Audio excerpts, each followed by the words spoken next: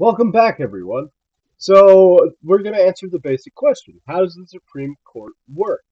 Well, remember, there's not a lot of laws written about how the Supreme Court is supposed to work.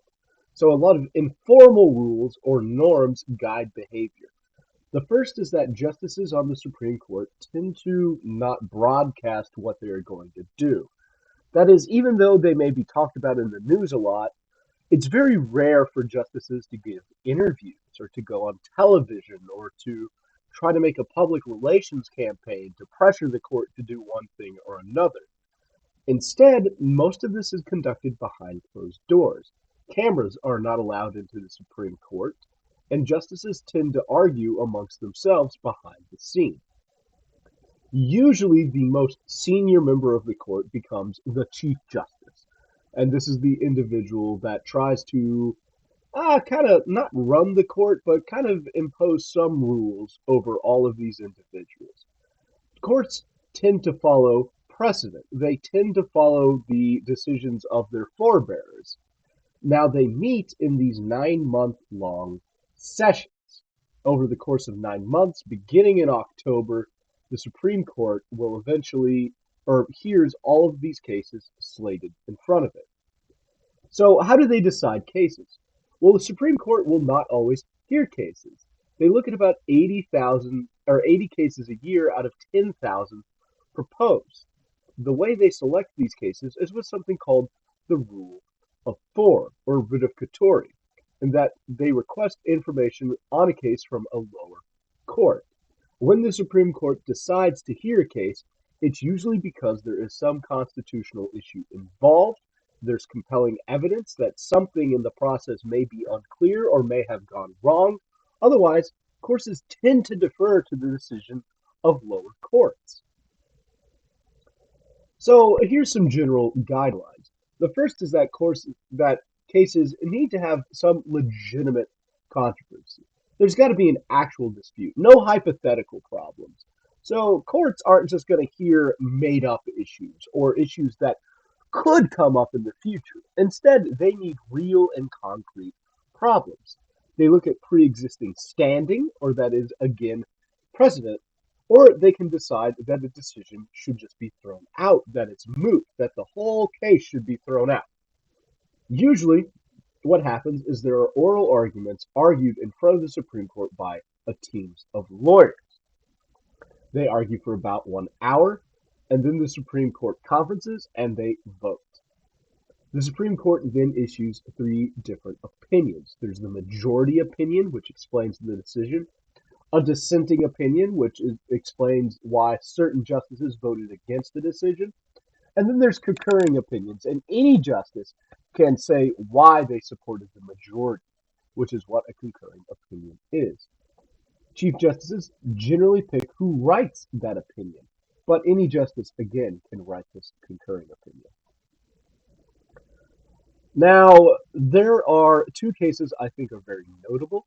The first is Mississippi v. Tennessee, which I described earlier. It's this dispute about an aquifer shared by Tennessee and Mississippi.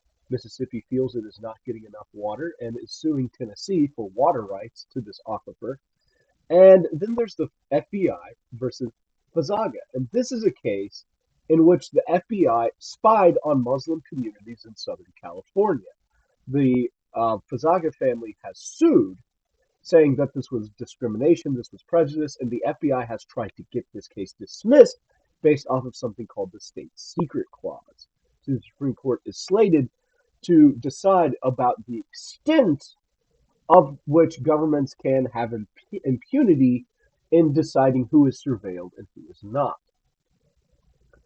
Now, some say the Supreme Court should only settle disputes, but it's really clear that it does more than that. There is this question of judicial activism, as some of these decisions can create laws, such as a decision which made gay marriage the law of the land, for instance. That is a decision decided by the Supreme Court. Again, judicial review actually can be used to overturn old Supreme Court cases. It hasn't happened a lot, but it has happened. The judicial review can also come with a loaded partisan context, particularly For instance, what if the Supreme Court just decided abortion was no longer legal? So the question then becomes, how do you check the Supreme Court? What remedies can you provide to make sure the Supreme Court itself does not become too powerful? So I want to look at a few controversial cases. So here's the 2000 election. This is an election that's extremely close, and it's between Republican Governor George W. Bush of Texas and former Vice President Al Gore. And the question became, how is this going to be decided? Is it going to be decided from the Electoral College, or is this going to be based off of the popular vote? What, if anything, did the framers say about such a scenario? Here's how the popular vote broke down. Gore was ahead of Bush by only a few 100,000 votes. That's a few thousand votes in key states could have swung things. Now, Gore won more popular votes. This is the third time in history this has happened. And just a comparison of the 2012 election, Obama had quite a few more votes than Romney, around 6 million votes more than Romney. That's a much wider margin. So the Supreme Court weighs in. Here's the makeup of who voted for who where. And again, you have that whole, hey, impeach this argument. Let's impeach this argument.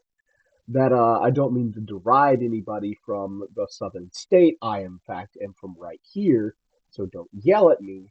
But these counties, these red counties, tend to have a lot less people in them. More people tend to live in these bluer areas. Now, Gore won more voters. Particularly, there's this problem of voters in Florida where they kept demanding a recount, a recount, a recount, and finally the Supreme Court just had to intervene. This went on forever. The election was going to come down to Florida.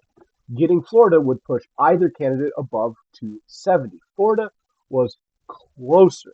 Bush only won Florida by about 2,000 votes. And this is where things got crazy. They had to automatically recount votes by machine, and Gore requests certain key counties recount ballots by hand. 7 days later, Bush won Florida, and thus the presidency. Everybody sues. First, it goes to the Florida Supreme Court. Then it moves up to the Supreme Court. Florida Supreme Court ordered a manual recount. Look at all the votes in hand, and look at those rejected ballots again. The Supreme Court just stopped this and took up the case by themselves. Was the recount constitutional? If not, how do you pick a president? So the court said that the Florida recount violated the 14th Amendment. You can't treat some votes as if they are more special than others. The original decision by Florida is what we have to go by. Bush wins the election. That only applies for this case, does not become precedent.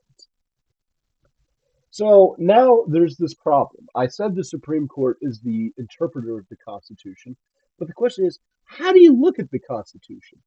Do you look at original intent, that is, go strictly by the letter of what is and is not in the Constitution, and try to judge the intent of the founders? Or do you want to reconcile the fundamental principles of the Constitution with the changing conditions of America? That is something called judicial activism. So, how do you proceed? What do you do if you're a Supreme Court justice? The Supreme Court and outsiders. So, the Supreme Court can be influenced by social movements who can try and get things done in the Supreme Court. They can also file test case. So, that's cases designed to decide the constitutionality of a law. So, many of you have probably heard about this Texas abortion case. And now a doctor is being sued by people in other states primarily to test the constitutionality of this law, to force the Supreme Court to decide whether this law is constitutional.